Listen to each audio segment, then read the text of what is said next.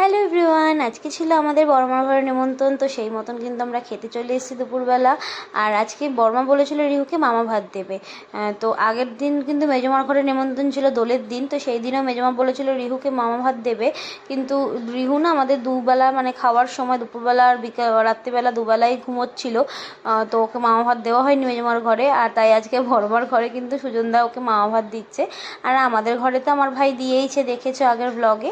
আর এখন কিন্তু দেখো ও কিছুতেই পায়েসটা খাওয়াতে দিচ্ছে না, ওনা চামচটাকে ধরে নিচ্ছিল।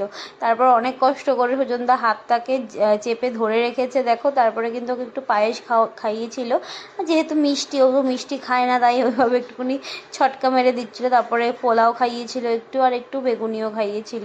তারপরে কিন্তু আমরা খেতে বসে গেছি, রিহু ওখানে খেলা করছে। আজকের মেনুতে ছিল পোলাও, চিংড়ি মাছের মালাইকারি, বেগুনি আর মাংস, আর সাথে ছিল স্যালাড। সবাই খেতে বসেছে এখানে দেখো একসাথে, আমি, সুজনদা, জিয়া, জেঠু, মানিকদা আর জয়, আমরা কিন্তু সবাই একসাথে খেতে বসে গেছি। আর এখানে পোপোর সাথে কিন্তু রিহু একটু খেলা করছিল, কারণ আমরা যখন খেয়ে উঠবো তারপর আবার পোপোরা খেতে বসবে তাই। আর রিহু কিন্তু বেশ খুশি আমাদের বাড়িতে, কারণ ও না এত লোকের মাঝখানে থাকতে খুব ভালোবাসে। তাই সন্ধ্যাবেলায় কিন্তু আমরা আবার গিয়েছিলাম সত্যিমার বাড়ির মেলাতে। আর আজকে কিন্তু রিহুকে নিয়ে গেছিলাম, সব জায়গায় সবসময় রিহুকে রেখে যাই, ভাবলাম আজকে মেলাটা ওকে ঘুরিয়ে নিয়েই আসি। আর সত্যিমার বাড়ির মেলা অনেকেই জানো কল্যাণীতে হয়, দোলের আগের দিন থেকে মেলা শুরু হয়, প্রায় 15 দিন মতন মনে হয় মেলা থাকে। আমি ঠিক এখন আর জানি না, কারণ এখানে তো আর কল্যাণীতে বেশি থাকা হয় না, তো কতদিন মেলা থাকে সেটা জানি না। তো যাই হোক, মেলায় কিন্তু অনেক ভিড়ই ছিল।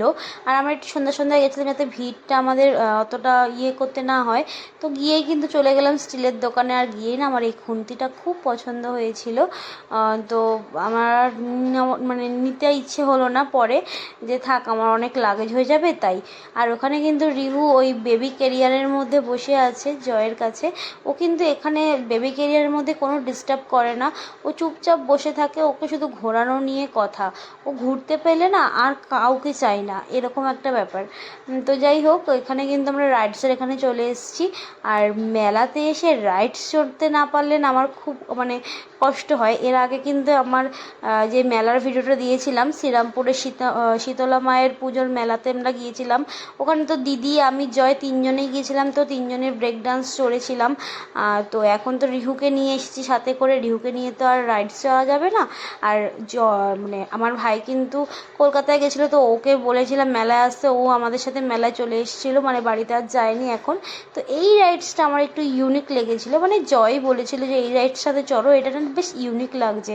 তো আমি আর আমার ভাই কিন্তু এই রাইডসটা চড়ার জন্য প্রস্তুত হয়ে গেলাম, কিন্তু জানি না কতটা ভয় লাগবে, কারণ এটা না ফার্স্ট টাইম আমি এই মেলাতে দেখছি। ছোটোবেলার থেকে এই মেলাতে আসি, 1-2 বছর হয়তো বিয়ের পর আসা হয়নি, কিন্তু প্রত্যেকবার আমি এই মেলাতে আসতাম যখন, এই রাইডসটা কোনো দিনই দেখিনি, এমনকি অন্য কোনো মেলাতেও এই রাইডসটা আমি দেখিনি। তো যাই হোক, এই রাইডসের মধ্যে কিন্তু আমরা উঠে গেলাম আমি আর ভাই। এই রাইডসটা তখন আমি ওঠার সময় না বেশ ঘুরেই যাচ্ছিলো। আর এখানে জয় কিন্তু রিহুকে নিয়ে দাঁড়িয়েছিল। আর রাইডসটা যখন ঘোরা শুরু করলো কি আর বলবো, দেখো একবার উঁচুতে একবার নিচুতে, আর গোল গোল ঘোরাচ্ছিল। আমি না খুব চিল্লাচ্ছিলাম, আমার সত্যি খুব ভয় লাগছিল যে আমি নামবো, আমার এখন কিছু হয়ে গেলে আমার ছেলেটাকে কে দেখবে। আমার না সবসময় এখন এটাই মাথায় চলে যে আমার কিছু হয়ে গেলে আমার ছেলেটাকে কে দেখবে, আর তাই আমার কিছু হওয়া যাবে না, এরকম একটা ব্যাপার আমার সবসময় মাথায় চলে। তো যাই হোক, মানে হেভি মজাও লাগছিলো আর ভয়ও লাগছিলো, আর বেশ ইউনিক কিন্তু দেখো, তোমরা দেখতেই পারছো। তো যাই হোক, তারপরে কিন্তু আমরা নেমে গেলাম। আর এখানে কিন্তু দেখো রিহু কিন্তু বেশ মজাই ছিল, ওর একটু ঘুম ঘুম পাচ্ছিল, কারণ অনেকটাই তো বাচ্চা এখনও, ও বারবার একটু ঘুমিয়েই পড়ে। জয় আর রিহু কিন্তু বেশ হাততালিও দিচ্ছিল।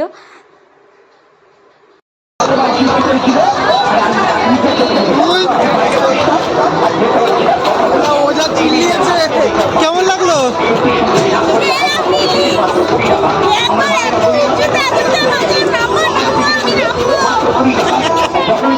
তোমার কেমন লাগলো? হেভি। এই তুই তোর মাকে দেখলি?